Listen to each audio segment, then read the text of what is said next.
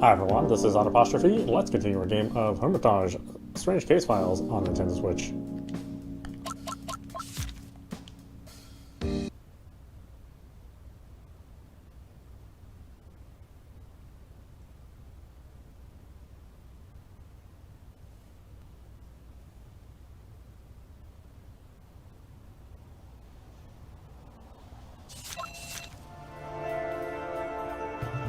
Let me think.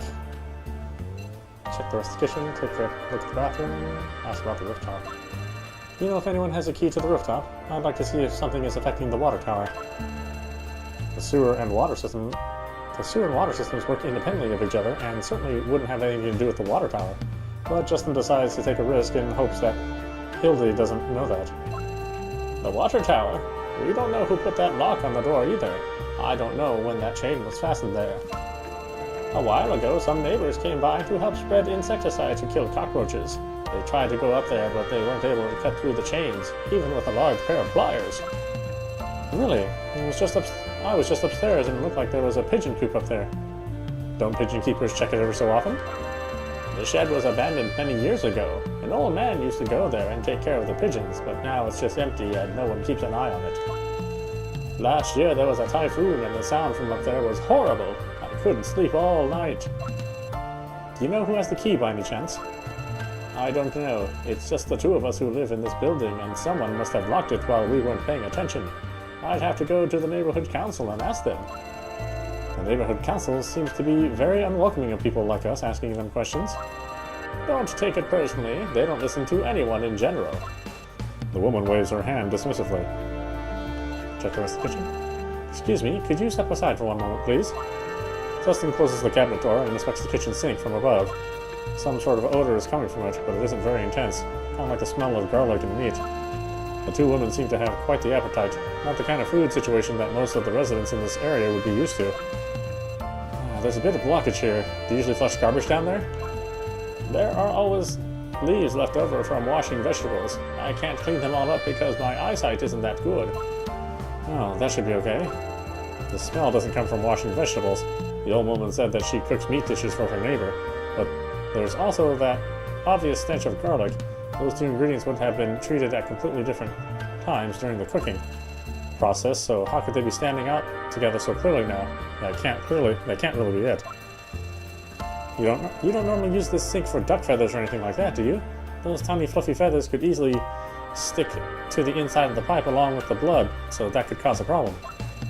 No, I just clean the meat, wash away the blood, and leave it to marinate.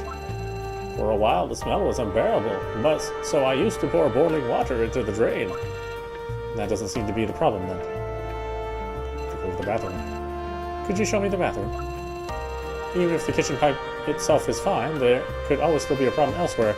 The dirty water might be bottled up somewhere, so it might be rising upwards instead. It would be wise to check whether the drain in the bathroom is affected. That way it would be easier to find out which part of the pipe is causing the problem, and we can send someone along to repair it. Of course, it's just by the living room. The old woman sets the bag in her hand aside and turns towards the doorway. The apartment itself is quite humble, and so is the bathroom. The green and white floor tiles are exactly the same as the one at Justin's grandparents' place. The bathroom has no shower, only a simple floor drain with a plastic bucket next to it, as can be the custom in some traditional Asian households. The style of the toilet is quite old, although the cover has obviously been replaced at some point, since it looks quite different from the base. Apart from that typical bathroom smell, something doesn't seem quite right. For a moment, the only thing Justin can make out is the smell of detergent. The detective takes a deep breath, turns on his flashlight, and crouches down to inspect the bathroom floor. Small clumps of hair are tangled up in the drain. Not uncommon for a bathroom, but generally speaking, the hair would gather because it became tangled up. In this case, however, it seems to be stuck together in bunches. There doesn't seem to be any blockage here either. He pretends to be inspecting the drain on the floor, moving a little to the side to block the old woman's view, and he secretly picks up a bundle of hair. But it's always better to be safe than sorry. Not caring about the fact that it's dirty and wet, the detective sneaks the hair into his sleeve and turns towards the old woman again. We'll have to bring the right tools next time to dig up anything that's in the pipe. The old woman crosses her arms behind her back thoughtfully while Justin claps his hands together and leaves the bathroom. Just use some stronger cleaning products next time. You can simply ask for them at the store. They're selling them everywhere now. After exchanging some casual advice, the detective re-enters the kitchen with the old woman. It doesn't look like there's anything more worth investigating. Staying too long might arouse suspicion, so Justin decides to leave the kitchen. Well, I'll just have to ask a specialist to check the condition of the sink. I'll ask the company to send someone over, so please be a little patient. Don't worry. The worst case scenario is that I'll simply go cook at Lorraine's. The old woman shuffles toward the door as if she's intending to call out to her friend. Justin follows the woman and prepares to leave the apartment. Perhaps it's because of the different perspective he had when entering the apartment, but it's only now that he notices the photograph in the hallway. The photo sits in a white frame and the glass is spotless, but the photo paper inside is yellow with age. In the photo, a young family of 3 is facing the camera, smiling happily, even though their expressions are a little forced. The only woman in the picture looks like a younger version of Hilda. The picture was probably taken about 30 years ago. There are some strange scratches on the faces of the 2 adults, as if somebody erased the ink with a hard object. What's the matter? Do you know my David? Sorry, I just happened to see it, and thought he looked familiar. That's okay. If only my David were as polite as you. Is David your son? As if in the blink of an eye, he turned from a little boy into a man who doesn't even want to come and visit. You don't want to be like him. I'm sure that's not true. You're just exaggerating. Are you done? He just checked everything and said that there's a way to fix it. The tall, skinny woman seems to not have left her spot since they entered the apartment. Staying true to the role he's playing, Justin decides to speak to her. May I ask your name? Lorraine. Lorraine Pearl. Miss Pearl, would it be okay with you if I were to look at your kitchen as well? I'm worried that this is affecting the whole pipe system. My kitchen is fine. You've checked out Hilda's kitchen, so you can leave now. That... Lorraine, he's actually very kind. You are the one who called their company. It has nothing to do with me. Watch your temper. It seems to be pretty difficult to get past her stubbornness. There's no need to push forward right away. Better do this step by step. Don't worry about it. We'll have this sorted out in no time. I'm sorry to have taken up so much of your time. I'll head back to the company and arrange for someone to take care of this. I'll come with you. I have to take out some trash anyway. Oh? No problem. Let me help with your bags. Lorraine seemed to approve of Justin's kind words as they picked up the bags and walked downstairs together. Justin speculates as to what he should say next, but the woman's indifferent attitude towards him leaves him at a loss for words. It isn't until the last 2 flights of stairs that she breaks the silence. Your company is really dedicated. We're just trying to do a good job and improve our service whenever we can. Still, there isn't anything wrong with the kitchen, is there? Her voice is cold. What's that supposed to mean? The detective wonders what her intentions could be. The old woman has never tried to conceal her wariness and hostility towards him. In such a chaotic neighborhood, treating strangers like that seems almost normal, but Justin has a feeling that things aren't that simple. She doesn't seem to want anyone else to have too much contact with Hilda, let alone with herself, but in the end she wasn't too forceful in stopping her, an attitude that leaves the detective confused about the relationship of the two of them share. In any case, Justin finds a way to deal with her attitude right now. He tries to formulate a sentence in his head. How should he respond? Seems you already know. Here's the problem. What are you talking about? Say nothing. Oh, really? This one's kind of tough. Seems you already know. If you ask me like that, I think you already know about the state of the kitchen. There's nothing wrong with the kitchen. I checked the pipes and valves and nothing's broken. Rather, it looks like there was never anything to be reported or repaired in the first place. Ah, so that's what you found out. The woman responds casually, not even throwing him a sideways glance. Justin realizes that he won't be able to get anything more from the conversation this way. He takes a couple of steps forward and turns around, facing Lorraine. If you know anything else about this, please let me know. Otherwise, there's no way for us to provide a better service.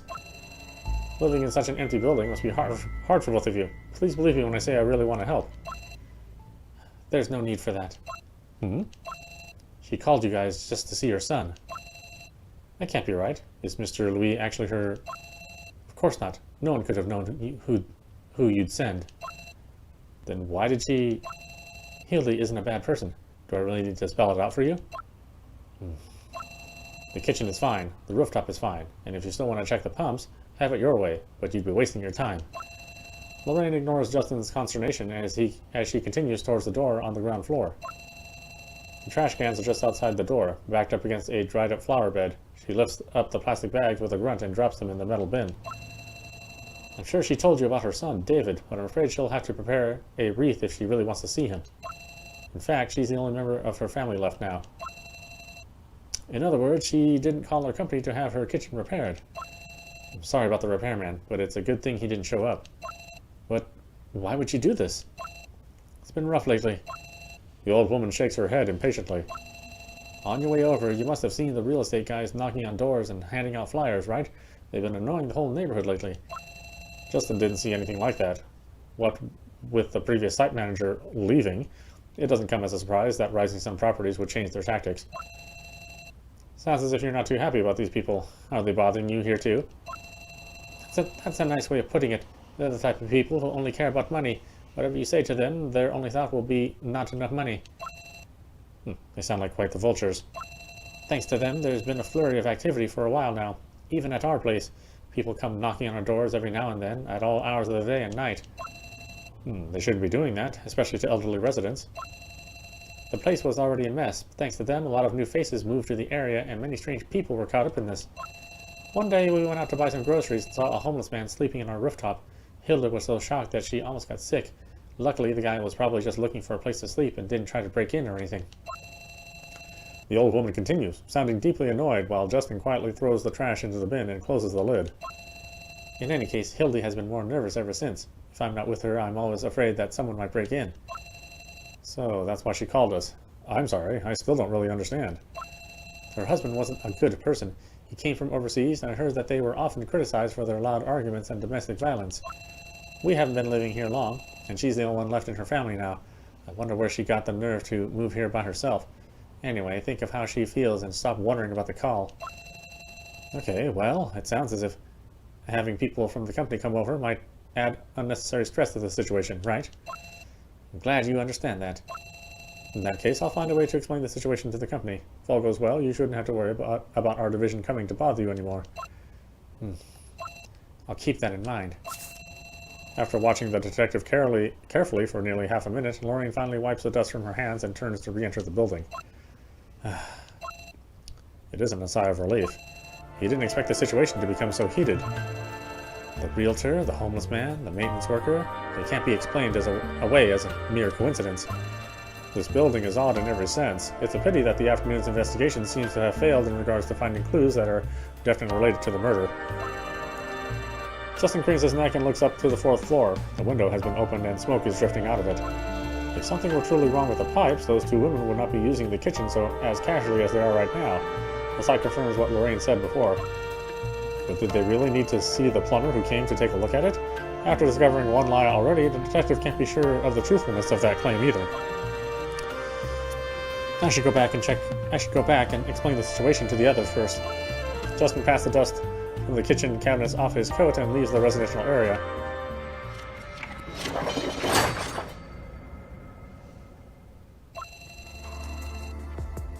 Just say how it is. You're basically asking me to condone child labor. The nerve of you. Scarlett's annoyed tone of voice is easily discernible, even over the phone. The way in which she's trying to sound ironic must be her attempt at humor. It's a very bad attempt. You know that this is beyond my control. If I'd known things would turn out this way, I would have avoided it altogether. You know I just want the best for Neko, right? Damn it. You make it so hard to be angry at you. She lets out a long sigh, which sounds more hopeless than angry. Anyway, you need information about the Gangneung district, right? I'll see what I can find. Just don't get your hopes up. I'll talk to some people from the city's planning department. They might have files lying around that could be of use. Thanks, Scarlett. You're a big help. Just remember, you owe me one. You're always on the lookout for weird incidents in this city, aren't you? Well, this is one, and it's really interesting. Not if it accumulates in a work overdose. I'm a human too, you know. 2 legs, 1 mouth, all that. Can't run around the city 24 hours a day talking to everyone. By the way, you have your hands quite full, right? Want me to come pick up Neko? Don't expect me to keep a watchful eye on her, though. It's always tough for me to hold back when she shows her honest and caring side. Thanks for the offer, but I can manage for now. We should talk about the case some more. If this case is really as dangerous as we think, the danger will come knocking at our door sooner rather than later. That means we need to make the most of the time we have left before that happens and find out as much as possible. That's why Neko's help is invaluable. As for Justin, well, he's still quite young, but he's very capable. I think it's possible for him to...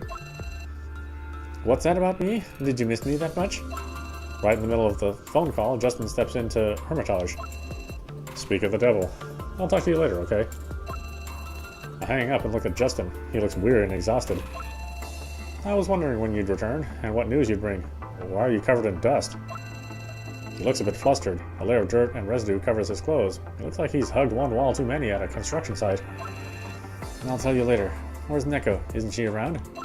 She's upstairs, probably still working and tinkering around with something. You know her.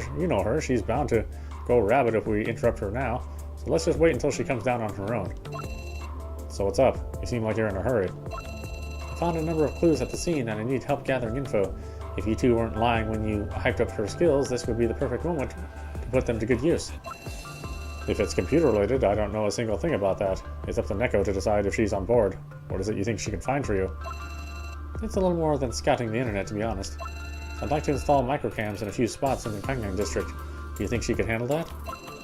Hey, now that sounds pretty damn sketchy to me. What with the state the districts are in, there's no security surveillance around there, but it really could help me confirm something. So I figured with no surveillance system in place, why not just create our own? So what do you think? Does that sound like something we could pull off? Even if you ask me, it's up to real-time monitoring. Just wishful thinking, isn't it? CCTV has a very demanding signal. There aren't many public places around that we could draw power from.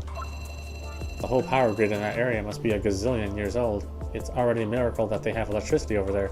Expecting quality video is something else entirely. I hadn't even thought that far ahead. We have to hack into the grid to make sure the video quality is good enough. Once we're done, we can just pull out the system, and it'll be as if we were never there. And that's fine by me, just as long as we get footage from the places I want to monitor. So, how do we do it? Simple. First, you go out there and buy me a bunch of cheap phones. Excuse me? The sudden and unexpected request surprises the detective, but Neko ignores him and keeps on talking. Chinese ones are the best. Big enough batteries in those. Nowadays, you don't really need to worry about the camera quality. It's going to take some time to set everything up, but if you can get me the phones before dinner, I can have it ready by tomorrow. I still don't quite get your plan, but sure, leave it to me. I'll get you the phones. You two are planning a crime right now. You're aware of that, right? Neko, at least ask him what his plans are before you let him drag you into this. I'm used to handling trouble. You know that. That's not what I wanted to hear. No need to be nervous. Just to be clear, the target of our observation is an old residential building. Lots of new and unfamiliar faces have been popping up there lately. Alright, what about the household that called about the pipes? Was there an actual problem? There is a problem, but it's much more complicated. It was a false alarm. The old woman living there felt threatened by the real estate company and was uneasy. Well, I sure hope all that turns out to be a false alarm. Me too. Hard to investigate, hard to tell what's true right now. The building itself gave me a lot of reasons to be suspicious. Someone dragged something through the hallway, messed up the walls all the way to the roof too. What's on the rooftop? I don't know. The door to the rooftop is sealed with a chain. Damn thing's probably as thick as your arm. Wow, that's very suspicious indeed. That's why I wanted to see for myself if there are really only two people living in the entire building. You think there's something else on the roof? There's a pigeon shed on it. Call it intuition, but if that's the only thing up there, the owner wouldn't have sealed the door with a gigantic chain. Very true. The building has 7 floors. That's a lot of space to hide all kinds of things. None of the surrounding buildings are that high. That means you could do whatever you wanted on the roof without attracting any attention, as long as you keep the noise down. It's too cold and windy up there for anyone to actually live there. Also, even if you find a way to avoid the 2 old women all the time, sneaking around surveillance cameras would be next to impossible. You seem very certain about the killer's location. If the plumber really did die there, that makes everyone in the entire neighborhood a suspect. Locking something up isn't an unusual thing in that area. The 2 old women don't know anything about it. They once saw a homeless guy sleeping up there, but that's all. There's been nothing to report since then. The first victim? That's a possibility. Definitely worth looking into.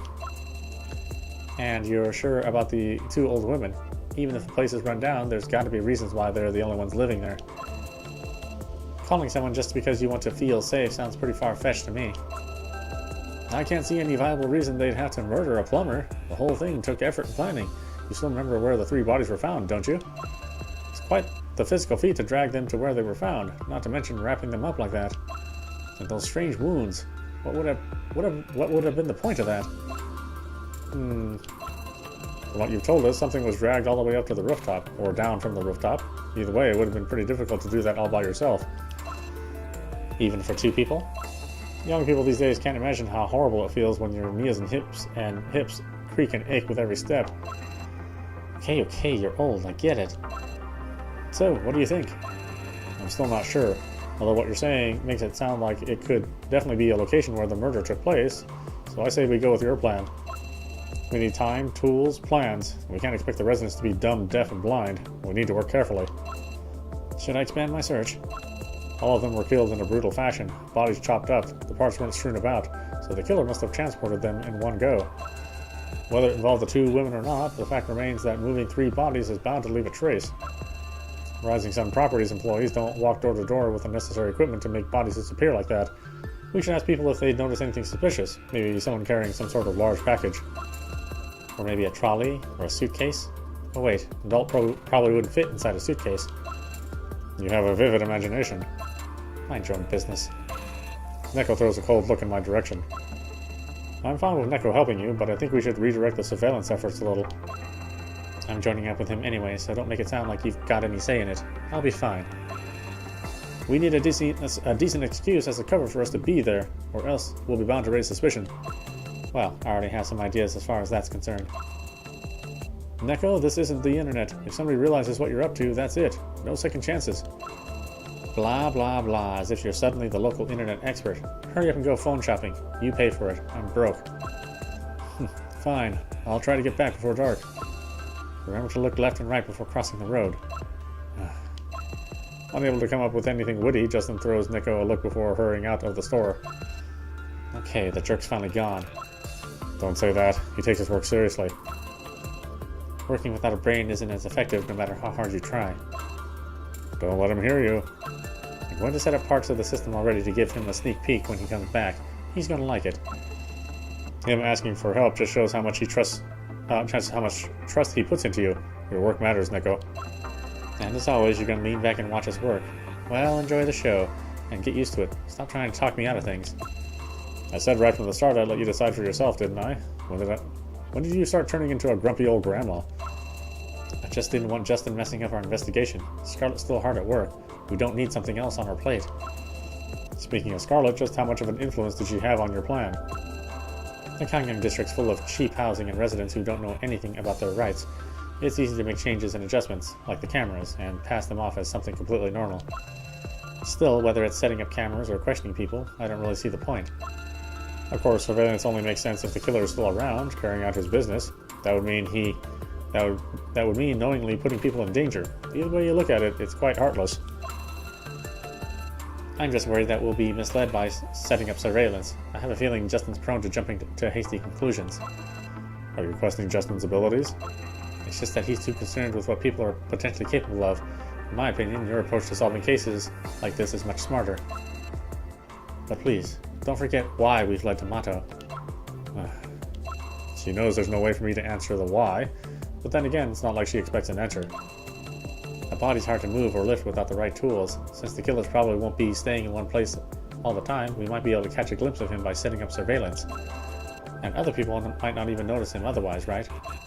There are too many weird places in that area for everything to be a coincidence, but still, it's like looking for a needle in a haystack. So, do you think the killer might not be human? I mean, with the things he pulled off, him having wings almost sounds like the most plausible explanation. But what about the marks along the stairs? If it wasn't a human who committed the murder, who installed the chain lock at the rooftop? Who knows? Things are never quite what they seem. Either way, I'm going to take a trip there with Justin tomorrow. See if we can find out a bit more. You only just ran away. You really think it's wise for you to roam the streets again already? Who do you think I am? This town is built like a maze. It'd be impossible to find. I'll be impossible to find. You can tell them I'll be in the area tomorrow and they still won't find me. Come on, do you really think I'd pull a stunt like that? That was a metaphor, dummy. I have work to do upstairs now. If Justin comes back, bring me the phones, will you? Don't rummage through my computer. Yes, I know. How many more times are you going to tell me that? As Neko leaves the store, I can hear her mumbling to herself, quietly complaining about pretty much everything and everyone. She has a lot of complicated work to do tonight, and it would be very unwise to interrupt her. She's probably just going to use some tools, tinker around here and there. A little handiwork with a blowtorch and a soldering iron won't blow up half the building again, right?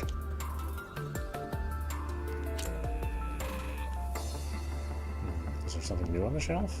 I thought we looked at everything. I definitely don't want to read the Cthulhu stuff again.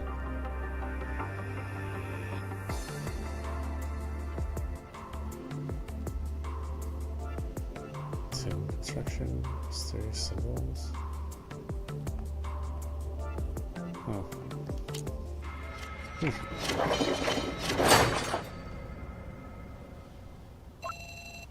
I've tripped over something several times already tonight. Back in the day, people probably didn't have that problem. I guess the cheaper light sources became, the less people were willing to accept parting with it. At least things have finally calmed down again upstairs. The way Neko was yelling at Justin scares the hell out of me. It's like she has a personal vendetta against him. Luckily, everything seems to be back on track now. Justin tumbles down the stairs and knocks on my door. I'll pick up Neko in the morning, okay? Better ask her yourself. I don't want to speak for her. It's not me who's going out after all. You sure you can't help? It's always good to have one more person coming along. Now that you know how dangerous it is out there, find a way to protect your companions on your own. You shouldn't rely on others for that. Besides, you're fully aware of my situation. It's fine for me to stay at Hermitage, but if I come with you, that's just begging for the police to stop us. Well, if it's that dangerous for you, I'll think of something else. Giving up that easily? Actually, my sources are very limited, and I still don't quite understand the details. All the more reason for me not to get involved, wouldn't you say? Good point. Yeah, sorry. Never mind. Not so sure. I'm not sure where you heard about this whole thing, but I'm just as curious about it as you are. Really? I thought you weren't the type to ask for people for help. I thought you weren't the type to ask for help from anyone. Why would you think that? Because you're stubborn? Fine, I was wrong. What exactly do you want to know? I could help snoop around. That won't be necessary. Just tell me one thing. Huh? Who is Mr. Leng to you? Who would have thought the legendary detective had taken in an apprentice? To be honest, I only found out about it by coincidence. What do you want from my master? Nothing. Just curious. With a guy like that on your side, why did you ask me for help instead of him? I'm not as experienced as he is, and I can't even leave the store. I might be talented, but what good does it do if I never step outside into the real world and actually put that talent to use? So there has to be a reason, right? Just like my master, I have problems of my own. That doesn't really explain anything. Do we really have to talk about this? Neko has found a way to handle this, and I don't want to stop her, but you had better alternatives than us to ask for help, and I need to know why you chose us instead. You really are stubborn. Sorry, that's just the way I am. I can't afford acting irresponsibly when people depend on me. The truth is, there never was an alternative plan in the first place. That old man is just a name to me now. He's done a lot of bad things, and in my opinion, he doesn't deserve to be called a detective. I got to know that side of him when I was still working alongside him. That's why I came to you for help. But why? He's been to the Kangang district. What? He went there years ago. It was a miserable case. The victim's family camped in front of his house for almost 3 days and nights, begging him to solve the case that the higher-ups had all but abandoned already. He didn't succeed. He ran away, after a week of investigating behind my back. I don't know exactly what he found out, but you can't turn your back on clients like that. You owe them an explanation. I tried my best to talk him out of it, but he decided to pack up and move out of the house overnight.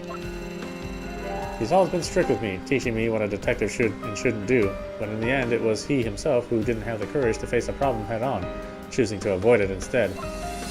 We're detectives, and it's our job to find answers. He doesn't deserve his good reputation, if he can't even do that. I decided to part ways with him that day. Been on my own ever since. Is that why you're still a private investigator to this day? He thinks he's everything people make him out to be, but he's living a lie. That's it. Even if I'm not happy with the work I'm doing now, it's still a lot better than working for him. Now you should be able to understand why I came to you. See you tomorrow. Justin picks up his briefcase, turns around, and leaves. The atmosphere has turned rather cold, and I scratch my neck absentmindedly, not knowing what else to say anymore.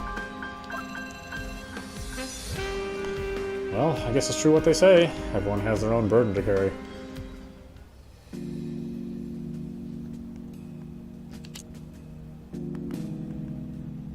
'18 National Licensed Pharmacist Exam, questions and answers.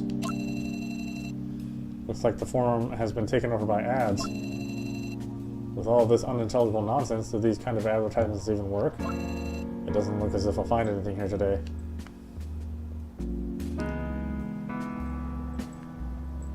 Oh, this is all junk.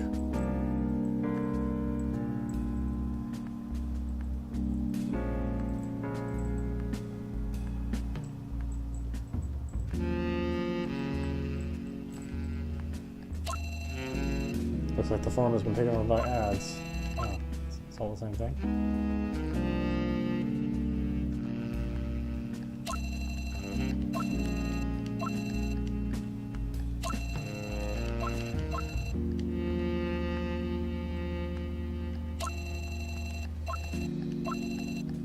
Ah, interesting.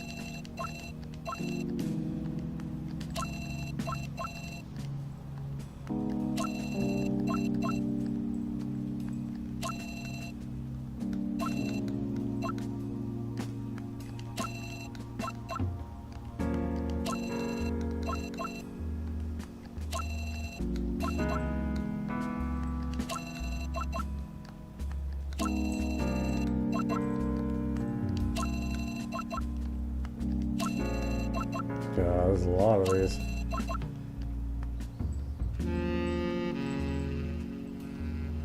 Huh.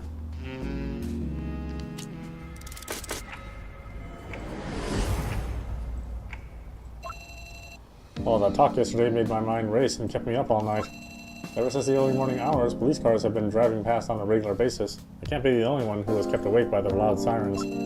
It's a very uncommon occurrence around here. Many of the elderly locals who rarely leave their homes even drop by Hermitage to ask me if I had any clue as to what was going on.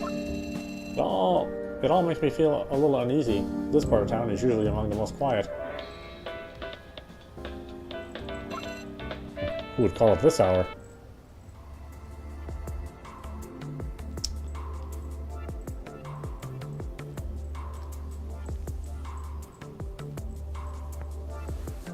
Are you looking for trouble? Well, you found it. Did you stay up late again yesterday? No, I got the news from a friend. So somebody stayed up late before you? Consider this proof that I'm well connected. Anyway, change of topic. Pyongyang isn't your average neighborhood. That district wasn't even supposed to exist in the first place. What do you mean?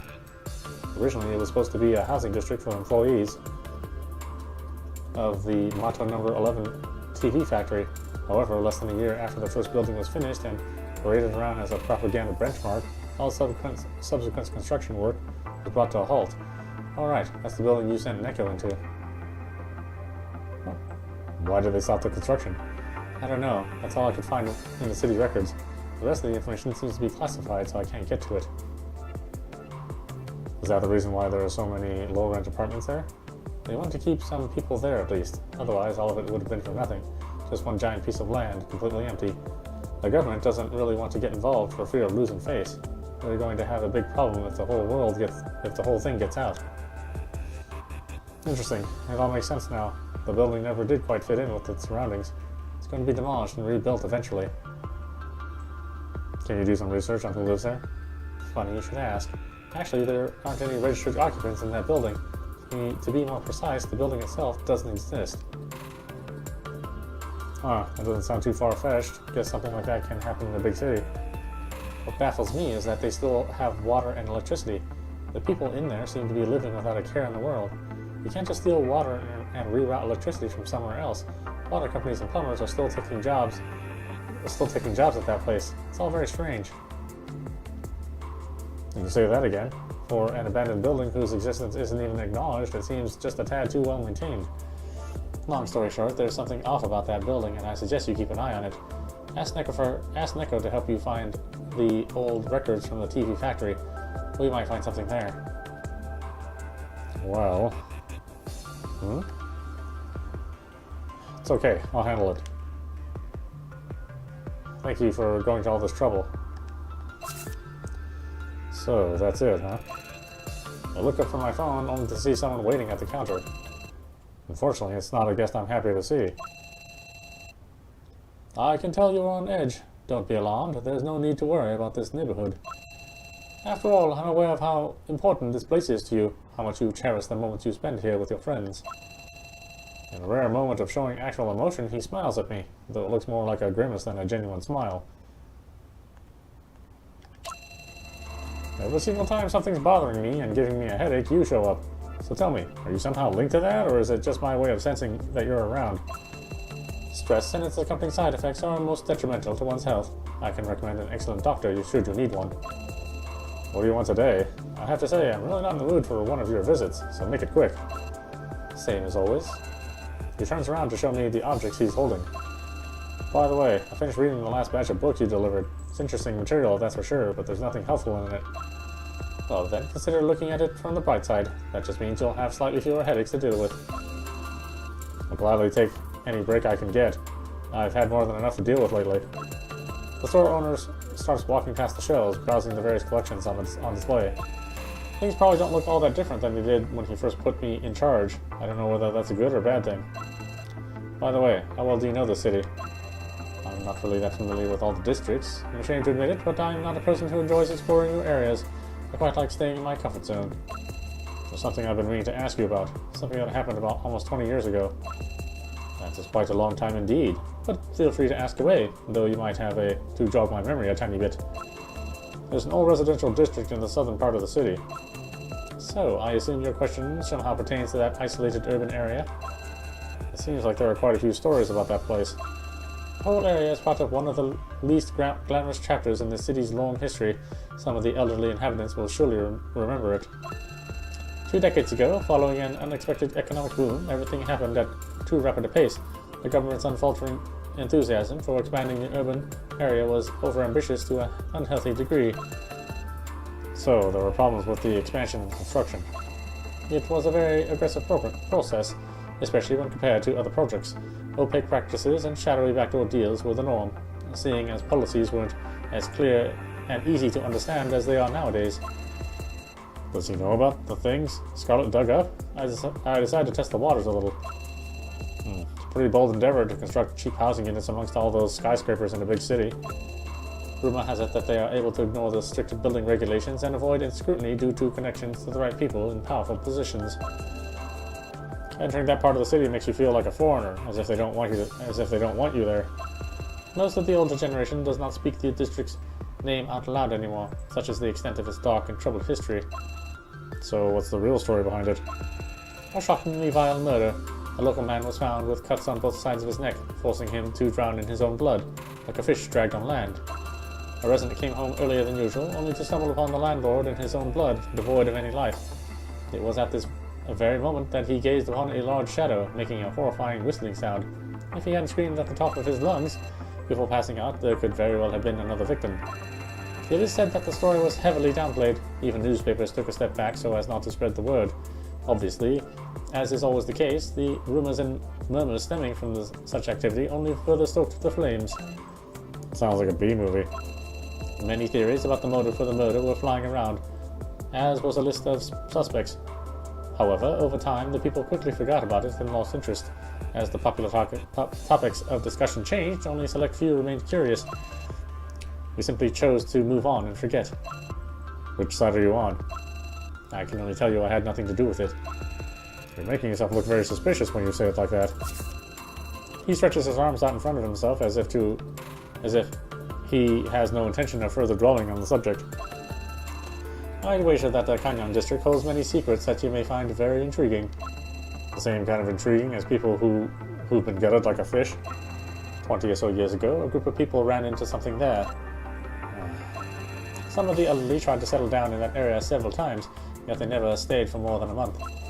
They wanted to go into hiding and live in isolation, with as little contact with the outside world as possible. Yet even a group like that did not manage to stay there. That's odd, isn't it? Why couldn't they? When I've gathered, it's the perfect place for that kind of thing. There aren't even any security guards. We thought the same, right up until we laid our eyes upon one of their men in the hospital undergoing emergency surgery. It was a harsh way of being confronted with reality. No one was ever able to figure out what happened to him, only that stepping inside for even a short time was enough to cause grievously bodily harm. Sounds like a virus that attacks the immune system. An appropriate metaphor, though I am unsure if that is actually the case. It is a truly fitting description. So the body displays symptoms of rejecting something. It's very interesting. That particular incident marked the end of our endeavors there. Afterwards, the area became a no-go zone for us. Well, it already was when I joined them anyway. I've always been intrigued by this, yet every time I make an inquiry, I'm given the cold shoulder. So, that threw a wrench into the ongoing construction plans. Well, you will have to figure out the rest of this mystery yourself. I'm afraid I won't be of much help in that regard. Maybe you could gather some information on it and bring it with you next time? It could prove very useful. Such things are beyond my control, I'm afraid. Though I'd wager that it would only confuse us both even further, even if I happen to stumble across such information. I wasn't being completely serious anyway. What you dropped off today is going to keep me busy for a while. Well, do not let me take up any more of your valuable time then. If there's any pleasant news, please be sure to share it with me. There has been a lot of good news lately, but I'll try my best. It is highly appreciated. Have a nice day. After his unannounced visit, he turns away and leaves just as quickly as he appeared. All he really does is deliver all these books. And he always carries around that strange briefcase.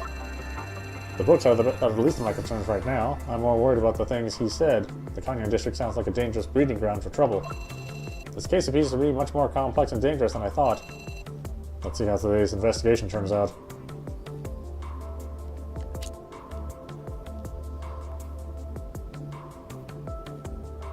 Code Seraphim. A local print of the Code Seraphim. The author is unknown. An encyclopedia with pictures and text. Hasn't been translated. The book contains a large number of explanatory images, but the language is composed of unknown characters that vaguely resemble English and are unreadable. The only thing written in actual English is the title. Okay, yeah, that's right. I did go through that.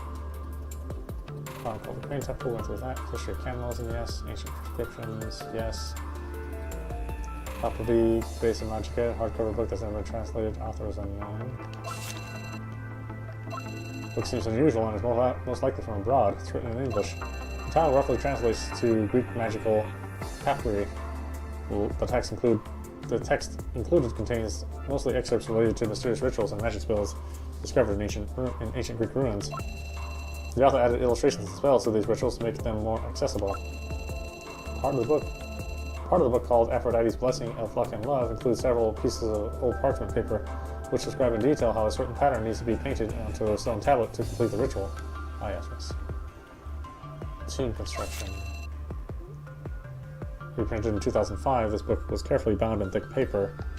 The book uses the common specifications of domestic textbooks, and the table of contents indicates that it is a textbook for landscape architecture, focusing on the style, layout, and cultural background of mausoleum architecture around the world. Oh, yeah, I definitely read this one.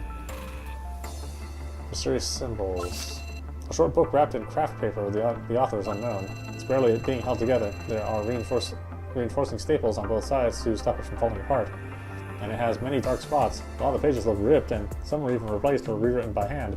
This book has definitely been through a lot. The book contains a large number of symbols and obscure imagery. The author examines them and explains their meaning, pointing out the significance of these symbols in various religious ceremonies. The whole book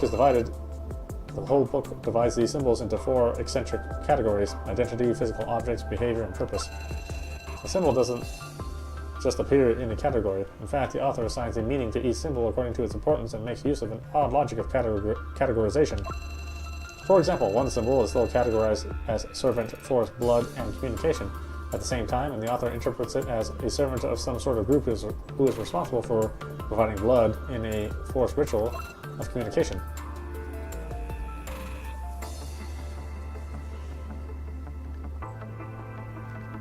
Alright, why don't we stop it there. This is audapostrophe. You've been watching Hermitage, Strange Case Files on Nintendo Switch.